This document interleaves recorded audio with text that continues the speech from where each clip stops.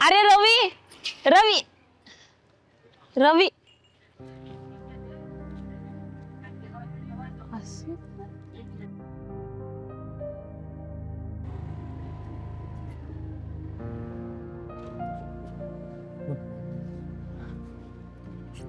आओ, हा. तुमचे ताई होते तिथं आणि आवाज देत होते तुम्हाला.